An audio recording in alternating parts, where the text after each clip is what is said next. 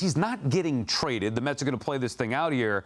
What did you make of his comments yesterday about Alonso? Yeah, I think that he basically said he's not getting traded, but that's it. That was the period, end of sentence, end of paragraph. So this tells me that I don't think that they're making signing him an extension a priority, which I understand. But I also don't know about his long-term future with the organization. He said a lot of good things about Pete. He said, you know, I think he's a great great clubhouse presence. He's obviously a great player. And all of that stuff is true. But then when he was asked about, you know, whether or not the weight of the contract extension will weigh heavily on Pete Alonso's play, he was like, well, he's handled it last year, so we'll handle it this year. That means this offseason, they're not discussing any of that. I agree with you. And so, like, do you want to alienate Pete Alonso? Do you see him here long term? It looks like they're going to spend next year evaluating him and seeing, one, how he handles the pressure. Two, if he can bounce back a little bit, even with his 46 home runs, he hit 217. He had that horrific slump in the middle of the year, and kind of see how the rest of the team builds around him because they're in this flux situation. So I don't know that you can pencil in Pete Alonso for 2025. And the Mets are in a position of power here. We've been saying this for years. When you have the money that Steve Cohen does, you don't have to go out there and sign him before he hits the market. Here you go. You have a good year. You prove yourself. Hit the open market. Right. And if we want you back, we'll pay you top dollar. Like Diaz and Nimmo. Bingo! I mean, why wouldn't they do that? It just makes too much sense. Now, Jim, there was a report this week about the Cubs being interested in Pete.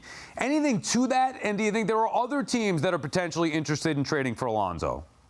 Well, listen, I think that, you know, any rumors so far, you know, we heard some of those around the trade deadline. And I think those were teams, Cubs certainly, San Francisco's another team that needed upgrade at first base. San Diego's another one that, you know, I think there's others, I'm sure, we just don't know who they were yet, that inquired about Pete's availability. And so, you know, I think it's natural to circle back to those teams and to see if they're still interested, which they should be. He's had a real solid season. They need power. He might be available, right? So until David Stearns puts a complete stamp on it, which I felt like he did yesterday, but, you know, you still can have the right to change your mind if there's a really good deal out there. I don't think there was much to this other than they were connecting dots from the trade deadline back around the end of July. So, you know, at the end of this, is he going to be traded? I really highly doubt it. I don't think they can get back anywhere near what they would need to trade him, first off. Secondly, we've talked about this, but the way he handles New York and the pressure of New York, even if he has a similar year next year, and he goes out on the free agent market, maybe he can't reach that $200 million plateau that he's been looking for or go over.